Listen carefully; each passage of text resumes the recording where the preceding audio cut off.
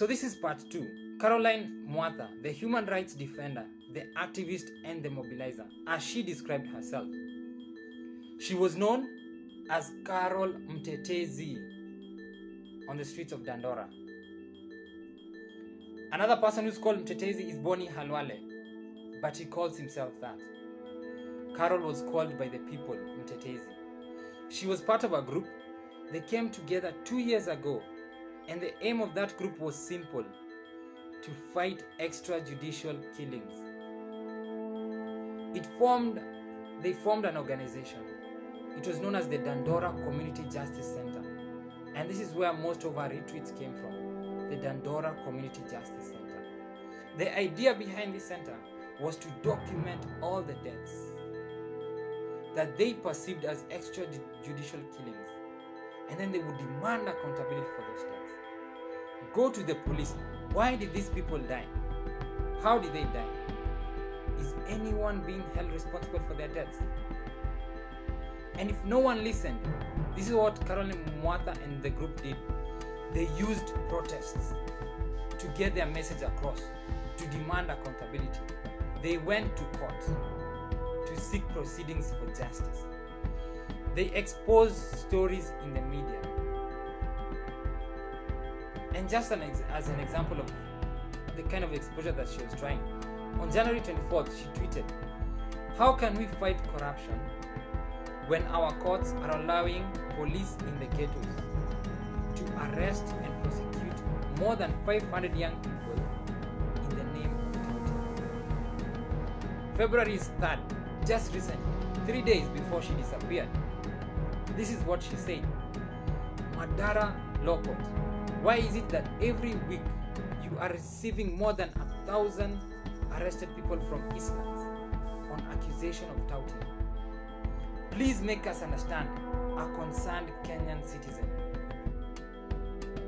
So when she was not tweeting about her family, she was tweeting about human rights.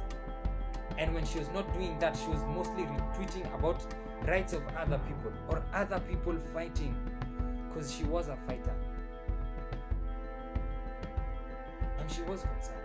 If 1,000 people are being arrested every week, isn't that a big problem? Shouldn't they be doing something else other than going to court every week? And those are the questions that she was asking. What are the questions that you are asking? So Carol, she did an interview 2 months ago before her disappearance. Remember, 3 days before her disappearance, she was fighting for the rights of the youths in East London. 2 months before her disappearance, she did an interview. And she said in that interview that she knew what she was doing was dangerous. She said that someone had to stand up for society, or else everyone will perish. So those were her thoughts. That was her agenda. And at the time she was doing the interview, 22 young men, they had been killed by government at the hands of government bullets. Over a span of 10 days. That's 2 youth per day killed by a government bullet. The same government is supposed to protect them.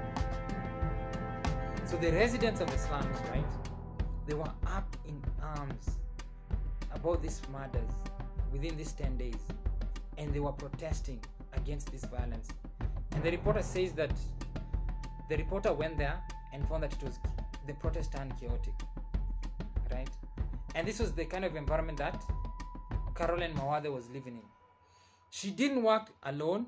She worked with non-governmental organizations.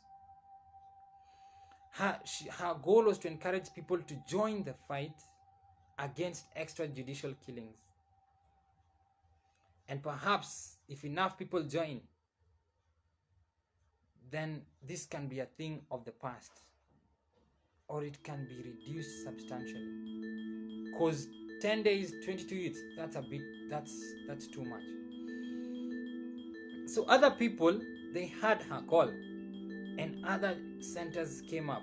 An example, Mathare Social Justice Center, Githurai Human Rights Net, and Kayole Social Justice Center. So her effort and the effort of her peers, it was working. and things were moving.